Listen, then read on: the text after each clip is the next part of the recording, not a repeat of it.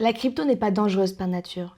Ce qui est dangereux, c'est d'investir sans comprendre leur fonctionnement, parce qu'on fait tous des erreurs. Et la différence entre ceux qui progressent et ceux qui abandonnent, c'est la capacité à comprendre d'où viennent les erreurs. Et donc ici, je vais te parler des 10 erreurs en crypto les plus courantes et je vais les classer de la moins grave à la plus grave. Et l'idée, c'est pas de vous faire peur, c'est de mieux comprendre leur fonctionnement pour mieux investir. On commence par une erreur assez courante, confondre le market cap et la liquidité. Le market cap, c'est la valeur totale du projet sur le marché. C'est le nombre de tokens en circulation fois le prix du token. Donc un token peut avoir une valeur très basse mais représenter un gros projet. Le problème, c'est que le market cap, c'est une valeur théorique. Il s'appuie sur le dernier prix affiché sur le marché et pas sur ce qu'il s'échange réellement.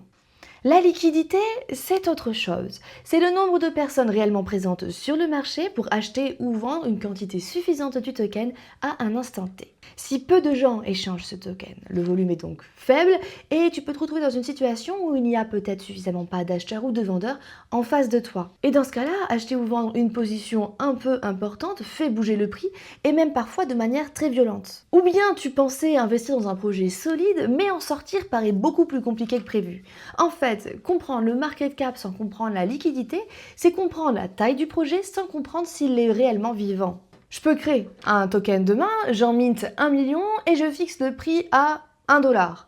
Donc on a un market cap de 1 million de dollars, puisque je vous le rappelle, c'est le nombre de tokens en circulation fois le prix. Mais en réalité, il n'y a que 200 dollars de liquidité. Donc le token n'a quasiment aucune valeur réelle sur le marché. Pourquoi? On va faire un exemple encore plus précis.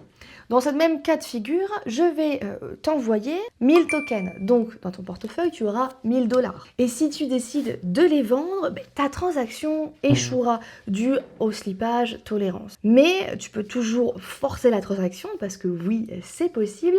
Dans quel cas tu recevras 80 dollars, soit 80% de la liquidité. Mais là, tu vas me dire, non mais attends, on parle de 200 dollars de liquidité, pas de 100 dollars, puisque 80% de 200, ça ne fait pas 80 dollars. Oui, je le sais, seulement la liquidité, en fait, c'est divisé en deux parties. On va voir la moitié en USDT, par exemple, en fait, un token de référence, et la seconde partie avec le token concerné. Donc les 80% ne vont concerner que cette partie-là, donc la moitié, soit 100 dollars. C'est pour ça que s'il n'y a que peu de liquidité, il n'y a donc presque personne pour acheter ou vendre le token sur le marché.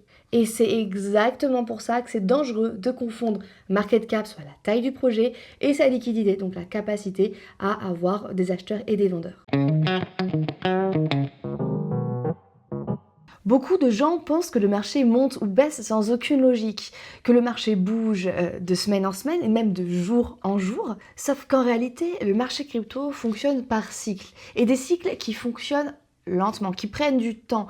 On ne parle pas de quelques jours, on parle de plusieurs mois et même des fois plusieurs années. Et attention, ces cycles ne sont pas forcément identiques d'une période à une autre. On a connu une cyclicité très marquée ces derniers temps avec le halving et des bull runs tous les 4 ans.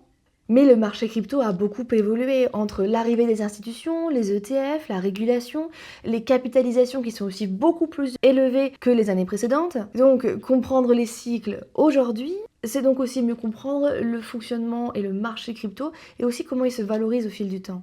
Il y a d'abord les phases d'accumulation. Souvent longues et très calmes, c'est à ce moment-là que les prix stagnent et où l'intérêt général est au plus bas. Puis viennent les phases de hausse. Celles-ci peuvent durer plusieurs mois, où les mouvements peuvent être progressifs ou parfois très rapides. Et ensuite arrive l'euphorie. Cette phase est beaucoup plus courte, tout est très rapide, les prix explosent, on en entend parler de plus en plus et on a l'impression que ça peut plus redescendre. Et c'est là qu'arrive la phase de correction. Elle peut être brutale, mais elle peut aussi s'étaler dans le temps avec des faux rebonds, des baisses progressives et beaucoup de doutes. Et si tu ne comprends pas cette temporalité, tu réagis au jour le jour. Chaque baisse te paraît anormale et chaque hausse te paraît incroyable. Et comprendre ces cycles, c'est pas prévoir exactement ce qui va se passer, mais c'est replacer les mouvements dans le temps. Et quand tu comprends que le marché se joue sur des mois et pas sur des heures, tu prends beaucoup moins de décisions sous le coup de l'émotion, tu as beaucoup moins de stress et tu prends beaucoup plus de recul. La FOMO. C'est pas acheter un projet parce que tu l'as compris, mais c'est parce que tout le monde en parle et que le prix monte vite. À ce moment-là, c'est plus la réflexion qui décide, mais c'est l'urgence et la peur de rater quelque chose. C'est ce qu'on appelle la FOMO, Fear of Missing Out. Le problème, c'est que quand tu ressens cette urgence, le marché, lui, il a souvent déjà bien intégré l'information. Les annonces ont déjà été faites, les décisions ont déjà été prises, et les premiers acheteurs se sont déjà positionnés. Et toi, t'arrives quand le mouvement est visible et pas quand il commence. Et c'est là que la FOMO devient dangereuse parce que t'achètes pas un mouvement, t'achètes une émotion. Par exemple, t'achètes le token dont tout le monde parle en ce moment, il fait 80% de ces dernières 48 heures. Tout le monde en parle sur Twitter, sur X, pardon. Et donc du coup tu l'achètes, mais dès le lendemain, baisse de 30% et ça va s'en suivre. Parce qu'on est en phase de correction et que toi t'as acheté en phase d'euphorie. Et c'est pas parce que le projet est mauvais, c'est parce que le mouvement est déjà terminé. On observe souvent ce schéma aussi, des hausses très rapides avec des chutes très rapides également. C'est ce qu'on appelle un flash crash. Et c'est encore plus dangereux quand on y apporte du levier. Le levier, c'est ce qui va te permettre de prendre une position encore plus importante que ton capital réel en empruntant de l'argent à la plateforme. Si tu prends un levier x10 et que le marché fait un flash crash de moins 5%, ton trade est immédiatement liquidé, même si après la courbe remonte. Et là, tu perds pas parce que le projet était mauvais, tu perds parce que tu t'es exposé vraiment au pire moment, quoi. Et attention, ça veut pas dire qu'il faut pas investir quand un projet commence à être connu. On peut investir à ce moment-là, ça veut juste dire que tu vas être plus exposé et potentiellement que ta marge sera moindre. Le vrai danger, c'est pas d'acheter quand tout le monde en parle, même si c'est pas très malin, c'est d'acheter sans comprendre pourquoi à ce moment-là et pourquoi ce token-là. Déjà, quand tu commences à creuser sur un projet, tu sors de la FOMO et c'est déjà plus réfléchi. Donc, on a parlé de la FOMO d'achat, on va parler de la FOMO de sortie. C'est pas tout à fait la même chose, mais ça reste le même principe. Ici, on parle d'une erreur à la sortie. Une fois investi, le marché baisse, tu prends peur et tu vends. Ça peut se comprendre, t'as les notifications rouges, le stress permanent, des discours anxiogènes que tu vois passer sur les réseaux sociaux, et beaucoup de gens vendent à ce moment-là, pas parce que le projet a changé, mais parce que le prix a baissé. Et c'est là que la compréhension devient essentielle. Une baisse de prix ne veut pas forcément dire qu'il y a un problème dans le projet. On l'a vu très concrètement sur le marché. En 2022, quand Bitcoin a atteint 16 000 $, beaucoup de personnes ont vendu. Et pourtant, Bitcoin n'était pas mort, c'était juste la fin d'un cycle. Ils ont confondu effondrement et correction. Puisque quelques mois plus tard, Bitcoin est revenu en allant atteindre encore des sommets, rappelant qu'il fonctionnait par cycle.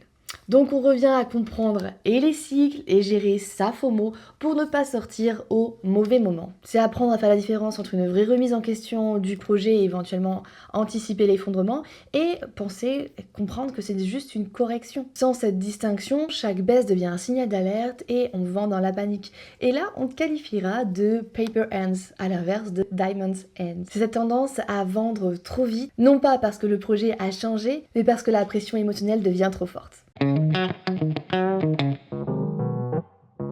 Investir en crypto, ce n'est pas acheter et attendre que ça monte. Quand on achète une crypto, on n'achète pas quelque chose de figé, on investit dans un écosystème qui évolue en permanence. Un projet peut changer selon beaucoup d'aspects. Les annonces techniques, les décisions gouvernementales, les orientations stratégiques, les évolutions réglementaires, ou même un discours politique sur le secteur. Et très souvent, les premiers signaux apparaissent bien avant que les médias généralistes en parlent. Dites-vous que quand une information devient mainstream, le marché, lui, il a déjà commencé à réagir. Mais attention, quand je dis ça, je dis pas qu'il faut trader chaque news, parce que là encore, c'est une nouvelle forme de FOMO. Donc faut pas réagir dans l'urgence, mais il faut réfléchir à ce qui va fondamentalement changer pour le projet en fonction de cette annonce. On l'a vu par exemple avec l'arrivée des ETF Bitcoin, donc les produits financiers Bitcoin en banque traditionnelle. L'information était connue déjà bien avant, puisque pendant des mois, on savait qu'il y avait des discussions qui étaient en cours avec les régulateurs à ce sujet. Donc dès que ça a été accepté, le prix a considérablement évolué, mais ceux qui avaient suivi l'actu avaient déjà acheté avant que ça explose. C'était pas une surprise, c'était une conséquence logique d'un événement attendu. Et suivre l'actualité, ce n'est pas prédire le prix, mais c'est comprendre à quoi s'attendre avant que le marché ne réagisse. Un stablecoin, c'est un token conçu pour garder une valeur stable. Il est souvent adossé à la valeur du dollar. On l'utilise pour éviter les grosses variations de prix et donc sécuriser notre capital quand le marché est en mouvement. Mais stablecoin ne veut pas dire un token sans risque, car cette stabilité repose toujours sur un mécanisme bien précis. Les plus connus sont l'USDT et l'USDC. On dit qu'ils sont centralisés parce qu'il y a une entreprise derrière. Pour chaque stablecoin, ils ont des dollars en réserve. Le problème, c'est qu'on doit leur faire confiance. Ce sont des humains derrière, donc il peut y avoir des erreurs et on ne peut pas tout vérifier de toute façon.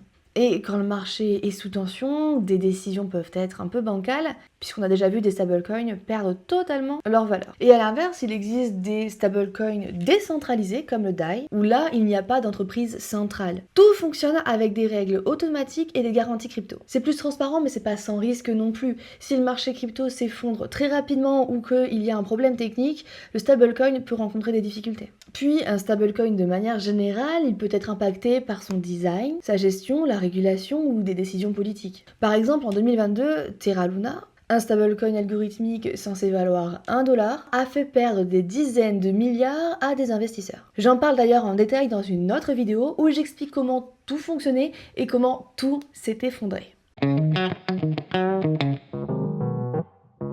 Confondre le prix d'un token, son market cap et son potentiel réel, c'est une erreur extrêmement courante. Parce qu'un token à 0,01 $ paraît vraiment pas cher. On peut l'acheter et se dire il va facilement monter.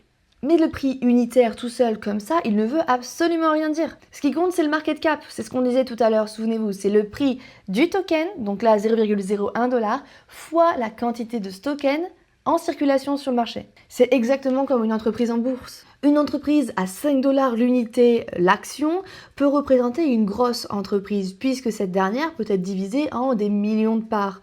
Et à l'inverse, une entreprise qui propose une action à 1000 $ l'unité peut être beaucoup plus petite parce qu'elle aura beaucoup moins d'actions. Ce n'est pas le prix du token qui détermine s'il est pas cher ou s'il est cher, c'est la taille réelle de ce token sur le marché. C'est exactement cette confusion qu'on retrouve souvent sur le marché avec les mêmes coins. Que ce soit du Shiba, du Doge, du PP, du Floki, le raisonnement est le même. Le token ne vaut presque rien, on peut rapidement atteindre les 1 $ et je vendrai à ce moment-là. Le problème, c'est que ce raisonnement-là, il ignore complètement ce que le market cap implique. Et donc, comprendre ça, c'est donc arrêter de projeter des objectifs arbitraires sans regarder ce que ça implique économiquement.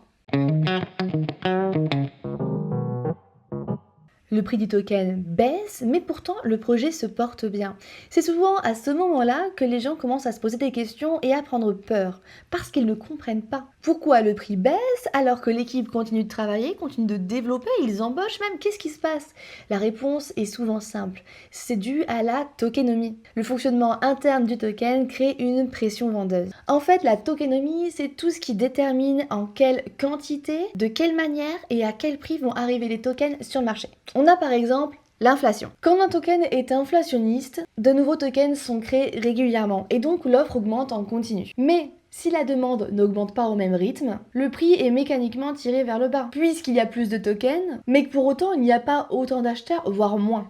Forcément, le prix baisse. Autre exemple, le mint. Quand un projet mint de nouveaux tokens, ça veut dire qu'il ajoute soudainement de nouveaux tokens sur le marché, donc il y a plus d'offres. Et si ces tokens sont directement vendus, le volume augmente, mais le prix subit une pression vendeuse. Et à l'inverse du mint, le burn, on va venir détruire des tokens, donc là, l'offre va diminuer. Et si la demande reste stable ou augmente, le burn peut soutenir le prix parce qu'il y a moins de tokens disponibles pour le même nombre d'acheteurs. Maintenant, le vesting et les unlocks. Ce sont souvent les mécanismes les plus mal compris. En fait, des tokens sont bloqués à l'avance pour des équipes ou des investisseurs, par exemple. Et quand ces tokens se débloquent, ils arrivent sur le marché. Et si cette quantité est trop grande et libérée d'un coup, l'offre augmente brutalement. Le volume peut donc exploser, mais le prix, lui, il peut chuter si ces tokens sont vendus immédiatement. Et souvent, le projet n'a pas changé et la demande non plus.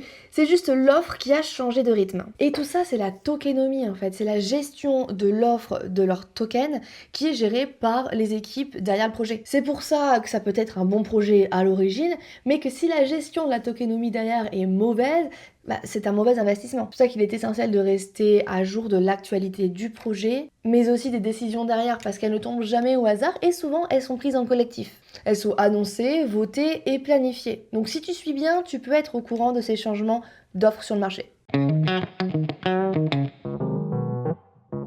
Mal choisir ton wallet ou ta plateforme. C'est une erreur beaucoup plus fréquente qu'on ne le pense. Et tout commence avec une phrase.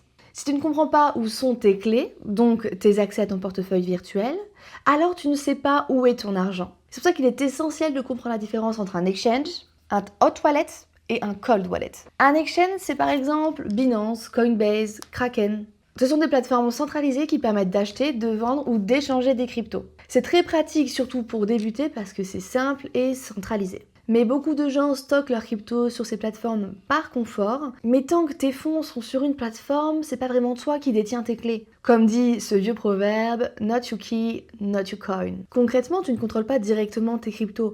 Tu fais confiance à la plateforme pour conserver ton argent à ta place. Et un exchange peut bloquer les retraits, subir un problème technique, être hacké, ou impacté par une décision réglementaire. On l'a vu avec FTX, une des plus grosses plateformes crypto à l'époque, où des milliards de fonds de dollars crypto de clients ont été bloqués ou perdus du jour au lendemain. D'ailleurs, j'en parle aussi dans la vidéo dont je vous parlais tout à l'heure. Et quand la plateforme s'est effondrée, ils n'ont rien pu faire. Bon, je veux pas vous faire peur, mais moi je suis plus pour le hot ou le cold wallet. Le hot wallet, c'est un portefeuille connecté à Internet, par exemple Phantom ou MetaMask. Dans ce cas-là, tu détiens tes clés. C'est toi qui as donc le pouvoir, le contrôle sur ta crypto. Mais donc, ça implique de grandes responsabilités. Ne jamais perdre sa seed phrase. C'est cette combinaison de 12 à 24 mots qui est finalement ton mot de passe pour accéder à ton portefeuille virtuel. Et oui, parce que si quelqu'un l'obtient même à l'autre bout du monde, il peut accéder à ton portefeuille et le vider en quelques secondes chrono. Il faut aussi faire attention avec les sites avec lesquels tu interagis et les signatures que tu valides parce qu'une mauvaise interaction peut compromettre ton wallet. C'est pour ça que le cold wallet, c'est encore mieux, même si ça demande un peu plus de manipulation. Donc le cold wallet, c'est un portefeuille hors ligne, comme Ledger par exemple, qui est une entreprise française au passage. Et donc là, concrètement, ton portefeuille n'est jamais exposé à Internet directement. Puisque en fait, tes cryptos sont directement stockés dans un petit appareil qui à l'époque ressemblait à des clés USB et aujourd'hui, il y en a des nouveaux qui ressemblent à des petits iPods. Et quand tu veux faire une transaction, tu vas la connecter directement à ton ordinateur ou à ton téléphone. Et le seul bémol, c'est que tu vas devoir valider manuellement, physiquement, sur ton cold wallet la transaction. Ce qui veut dire que même si ton portable ou ton ordinateur est compromis, eh bien, tes cryptos sont toujours en sécurité. C'est un peu moins pratique au quotidien, mais c'est beaucoup plus sécurisé pour tes cryptos. Comprendre ces différences et donc choisir consciemment entre la praticité et la sécurité. Pour les sommes qui sont, on va dire, petites, c'est pas grave d'utiliser une plateforme, donc un exchange, ou bien un hot wallet. Moi, j'utilise les hot wallets. Mais si on a de grosses sommes, vaut mieux prioriser un cold wallet. C'est plus sécurisé. On arrive à la dernière erreur, qui selon moi est la plus grave, c'est mal comprendre le projet derrière le token.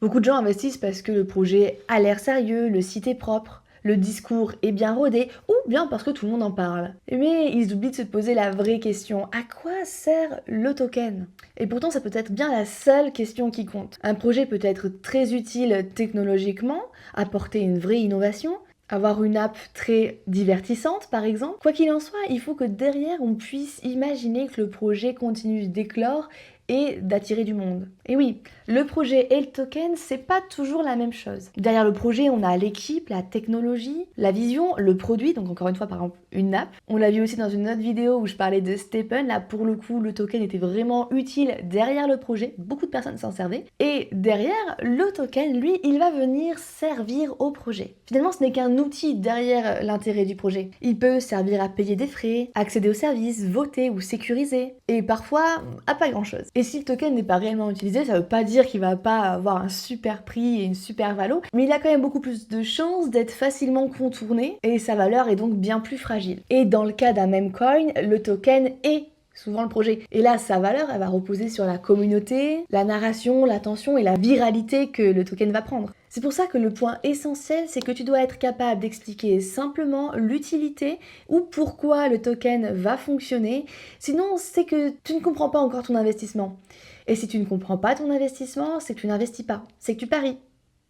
Quand tu investis en crypto, tu feras forcément des erreurs, c'est inévitable. Et c'est pas grave parce que à travers ces erreurs, tu vas progresser, tu vas t'améliorer, tu vas apprendre et construire ton expérience. Il n'y a pas de bon trader sans erreur au départ. Ce qui fait la différence avec le temps, ce n'est pas d'éviter toute erreur, c'est de comprendre pourquoi elles arrivent et de faire en sorte qu'elles ne se répètent pas. Mais il y a une règle qui ne change pas avec le temps. Que tu débutes ou que tu aies déjà de l'expérience, il faut retenir une chose, tu ne dois pas investir ce que tu n'es pas prêt à perdre. Car en crypto, il y a toujours une part d'imprévisible. Des décisions politiques, des annonces réglementaires, des événements macro, ou même des facteurs que personne ne peut anticiper. Tu peux comprendre beaucoup de choses, mais tu ne contrôleras jamais tout. C'est pour ça que ça peut être utile de suivre ma chaîne YouTube, donc de vous abonner, d'activer la petite cloche pour ne louper aucune des prochaines vidéos, qu'on parle de techniques ou de fonctionnement crypto, ou bien d'anecdotes et d'histoires autour de la cryptosphère. Donc n'hésite pas à mettre un petit like si la vidéo t'a plu, et puis laisser un commentaire pour dire quelle est l'erreur qui t'a le plus parlé ou celle que tu as déjà faite. D'ailleurs, si tu en as fait une que je n'ai pas citée, n'hésite pas à la commenter. C'est en partageant nos expériences qu'on arrivera à tous à s'élever et à être toujours de meilleurs traders. Sur ce, je vous dis à bientôt, prenez soin de vous et de vos cryptos.